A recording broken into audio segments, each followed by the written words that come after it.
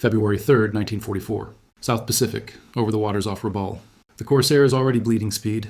At 5,000 feet, the engine's roar has flattened into a strained metallic howl, the sound a pilot recognizes not with his ears but with his spine. Salt haze rises from the water below, turning the horizon into a dull silver blade. The sea is close now, too close, and getting closer by the second. Behind him, the Japanese fighters tighten the noose. 3 Zeros slide into position, their noses steady, their propellers flashing as they trade altitude for certainty. They have the advantage in every textbook sense. Numbers, energy, height. This is exactly how Imperial Japanese Navy fighter doctrine says it should end. The Marine pilot knows it too. He's alone. His wingman is gone, climbing away moments earlier, chased off by another section. The radio is dead quiet. The sky above him is hostile, and the sky below is running out. At altitude, the F-4U Corsair is a brutal machine, fast, heavy, and lethal in a dive. But here, dragged downward in a running fight he never wanted, its strengths are being stripped away foot by foot. The Zero was built for this kind of chase, light, responsive, happy to turn itself inside out if it means getting guns on target. And the Japanese pilots are patient. They don't rush, they don't spray, they let gravity do the work. Every second the Corsair stays low, it loses options. Every second the Zeros stay above, they gain angles. The Marine pilot glances down again, 300 feet. The sea is no longer an abstract surface. Individual wave crests are visible now, rolling east to west, uneven and chaotic. Whitecaps flash like teeth. At this altitude, there is no room for recovery. A mistake won't wound, it will erase. He levels out. That decision is not tactical, it's instinct. Training manuals do not talk about this moment. There is no diagram that explains what to do when the sky is full of enemies and the ocean has become a wall. But something inside the pilot refuses to pull up, refuses to climb back into the kill zone waiting above. Instead, he stays low. The Corsair's wheels are barely 50 feet above the water now, the aircraft skimming so close that the prop wash begins to ripple the surface beneath him. The air feels thicker here, heavy, resistant. The stick responds differently, as if the airplane has suddenly gained weight. Behind him, the Zeros hesitate. This is not where the fight was supposed to go. Japanese fighter doctrine is built around altitude dominance and vertical maneuver. Attacks are meant to begin high, dive fast, fire once, and climb back into safety. But down here, there is no altitude left to trade. A dive becomes a commitment. A miss becomes fatal. Still, they follow. The first Zero peels down, guns flashing briefly. Tracers rip past the Corsair's tail, skipping into the sea in bright, angry sparks. The Marine pilot jinks hard left, then right. His wingtips carving invisible scars inches above the waves. Something strange happens. The Corsair doesn't wallow the way it should. Instead of bleeding speed in the turns, it seems to cling to it, sliding, floating, almost skating just above the surface. The controls feel firmer, more responsive than they did seconds earlier. The Zero overshoots. The second attacker dives steeper, trying to compensate, but his timing is off. He pulls up too late, his aircraft shuddering violently as he struggles to arrest the descent. The sea surges up at him, unforgiving and fast. The Marine pilot doesn't look back. He can feel it instead, the pressure change, the sudden absence of gunfire, the way the airframe seems to surge forward as if released from a grip. Wave-top flying is doing something no one involved fully understands yet. The ground, or rather, the sea, is interfering with the airflow beneath the Corsair's wings, creating a cushion of compressed air that reduces drag and increases lift. At 50 feet, physics is quietly rewriting the rules of the engagement. The Zeros are not benefiting the same way. Designed for turning fights and high-angle maneuvering, their lighter frames react violently to the disturbed air so close to the surface. Every correction costs them energy they can't afford. Every missed pass forces them lower, closer to a place they were never meant to fight. What began as a pursuit is turning into a trap. And none of the men involved, neither hunter nor hunted, realize that a new form of air combat is being born at sea level, written not in manuals, but in seconds of survival. The Corsair holds at 40 feet. Not climbs, not descends, holds. The altimeter needle quivers, as if unsure it should even register this close to the surface. Spray flicks up in the propeller's slipstream, a fine mist that streaks backward along the canopy.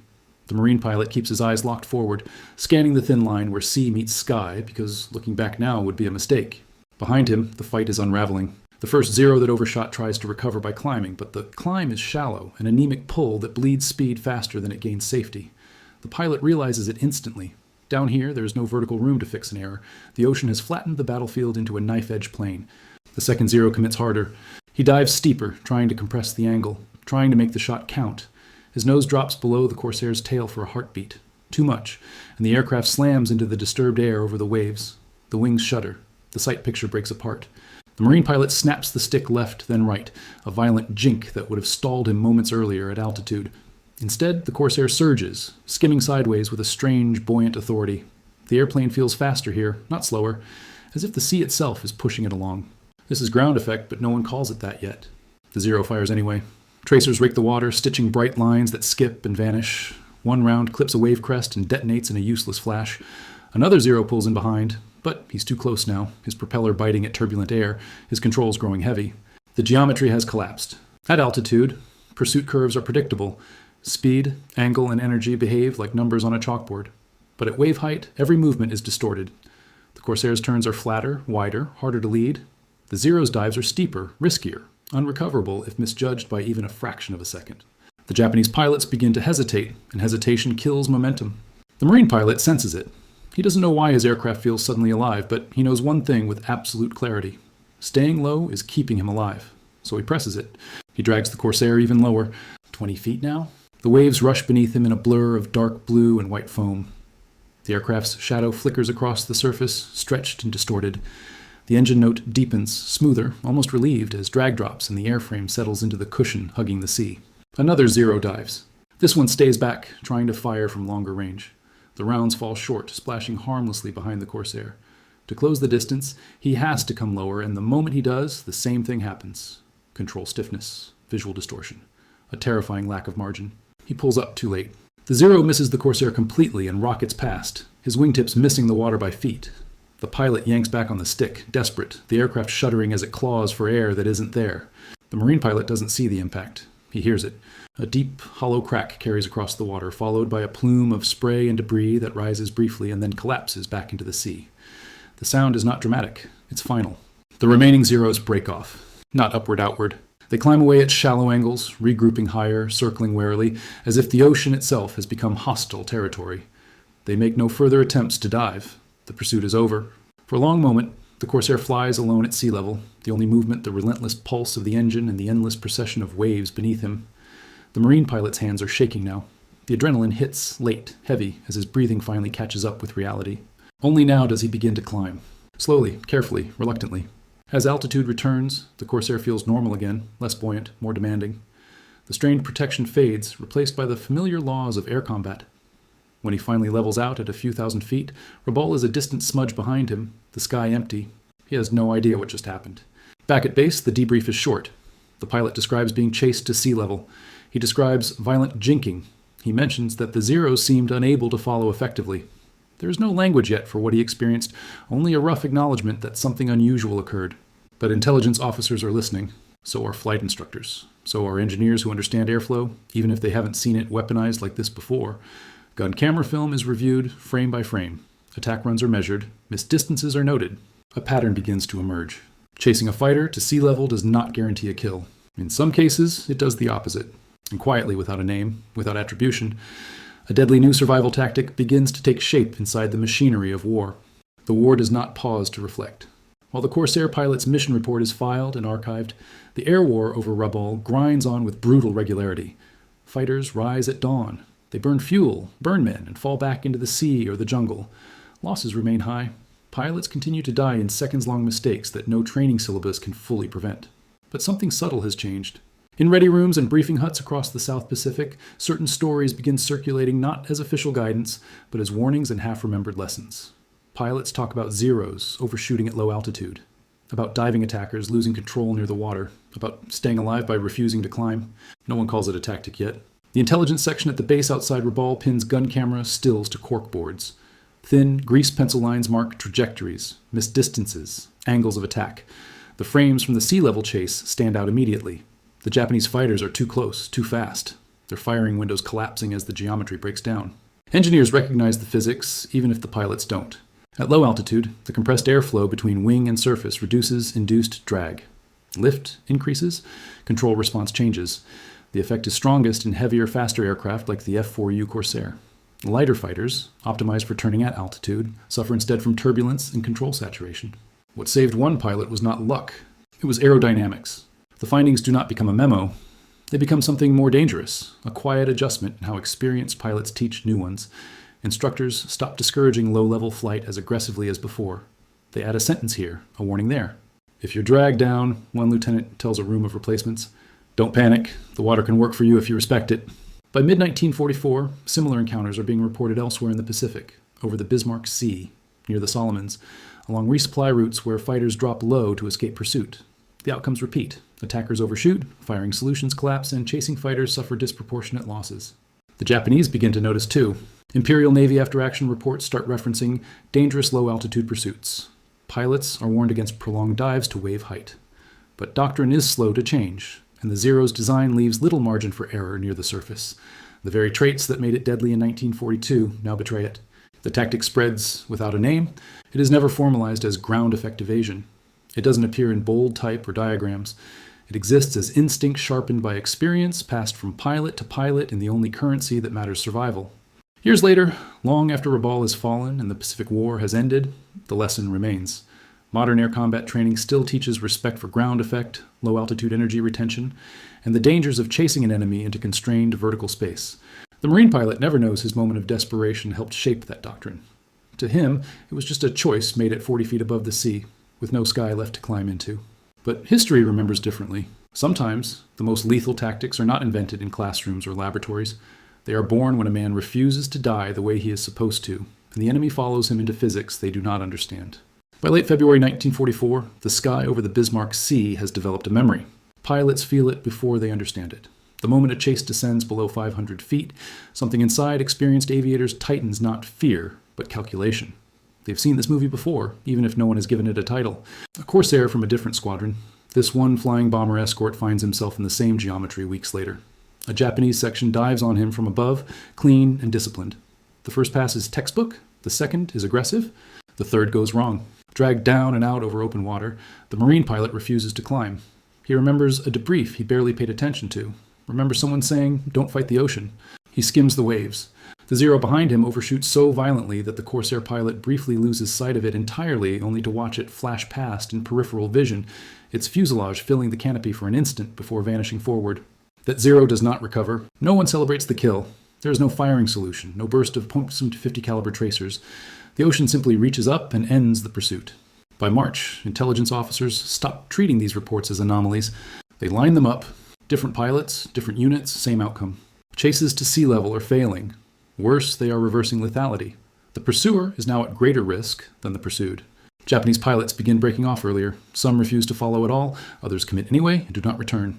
This creates a new psychological boundary in the air. Altitude is no longer just advantage. Below a certain height, it becomes liability. The Corsair, once considered too heavy, too unforgiving, has found a domain where mass and speed become shields. The Zero, once supreme in maneuver, finds itself trapped by the very air it once mastered. Instructors begin adding scenarios to training flights, low-altitude evasion runs, wave-top control drills. Not officially, never officially, but often enough that the knowledge spreads. A new rule emerges without being written. If they chase you down, they are the ones who have made the mistake. Japanese doctrine struggles to adapt. Their fighters were never meant to fight the sea. Fuel limits, structural limits, and pilot training all resist the change. By the time warnings circulate widely, attrition has already rewritten the balance. The ocean has become an ally, and every pilot who survives long enough learns how to use it. Across the water, the lesson is being learned in blood. At forward Japanese airfields scattered through New Britain and New Ireland, pilots gather around chalkboards stained white from constant erasing. The diagrams still show altitude dominance, diving attacks, and vertical escape routes. But now, someone has begun drawing a thick, horizontal line near the bottom of the board, sea level. The instructors don't like talking about it. Imperial Japanese Navy fighter doctrine was built on elegance, clean geometry, disciplined maneuver, spiritual confidence, and pilot skill. The Zero had been designed to dominate the vertical plane, to turn tighter and climb higher than anything it faced in 1942. To be forced down into wave-top chaos feels wrong. And yet, reports are impossible to ignore. Pilots describe American fighters floating near the surface. They describe gun sites refusing to settle, aircraft skipping unpredictably in disturbed air. They describe comrades disappearing not in fireballs, but in sudden splashes, silent, humiliating endings with no enemy rounds involved. One veteran Zero pilot, his logbook thick with early war victories, refuses to chase a Corsair below 200 feet. His wingman does not share the caution. The wingman dives. The veteran watches him overshoot, watches him pull too hard, watches the sea claim him. Afterward, no one speaks during the return flight. Warnings are issued. Briefings emphasize restraint. Pilots are told to break off earlier to preserve altitude, to avoid dangerous low-altitude pursuits. But doctrine lags behind reality. Combat happens too fast, instincts too ingrained. And desperation makes men ignore warnings. By mid-1944, Japanese pilots are facing a cruel inversion of fortune, where once they dictated the terms of engagement, now they must constantly choose between letting an enemy escape or following him into a domain that punishes even minor misjudgment. The Americans, meanwhile, are becoming comfortable down there. What began as panic has become familiarity. Pilots learn how close they can get to the water without losing control. They learn how sharply they can jink without stalling. They learn how enemy tracers behave at shallow angles, how rounds skip, how aim breaks apart. Wavetop flight becomes second nature. Not aggressive, not flashy, simply survivable. The air war's casualty curves begin to shift. Loss rates for Allied fighters drop subtly, then noticeably, especially in prolonged engagements over water. The change is not dramatic enough to headline reports, but it is consistent enough to matter. This is how doctrine truly changes. Not through proclamations, through survival statistics. By the time Rabaul is effectively neutralized later in 1944, the sea level lesson has embedded itself so deeply that few pilots remember when it wasn't there. New replacements arrive, already half aware that the ocean can be used not as escape, but as shield. The tactic still has no name. It doesn't need one. It is simply what experienced pilots do when the sky turns hostile and the water rises to meet them. And long after the war ends, long after the Corsairs are retired and the Zeros fade into museums, instructors will still warn students about chasing an enemy too low about the invisible hand of physics waiting beneath their wings. Because sometimes, the deadliest place in the sky is not high above the clouds, but right where the sea begins. By the summer of 1944, the Pacific Air War no longer looks the way it did a year earlier. From the outside, the change appears subtle. Aircraft types are familiar. Missions follow the same outlines: escort, interception, patrol. But inside cockpits and briefing rooms, the tone has shifted. Pilots speak differently now. They plan differently. They think in layers. Altitude is still power. Speed is still life. But beneath both sits a third layer one never printed in manuals, yet always present in the mind of anyone who has survived more than a handful of engagements. The bottom layer, sea level. In training flights, instructors begin setting up mock chases that deliberately descend lower than regulations once allowed. The official purpose is engine management or emergency familiarity, but the real lesson happens without commentary. Students feel it for themselves, the way the aircraft settles, the way turns flatten, the way mistakes compress into unforgiving consequences. They are not told why it works. They are told when it might save them. Briefings grow cautious about language. Commanders know better than to openly encourage risky behavior near the surface. Too many variables, too many young pilots who might misunderstand.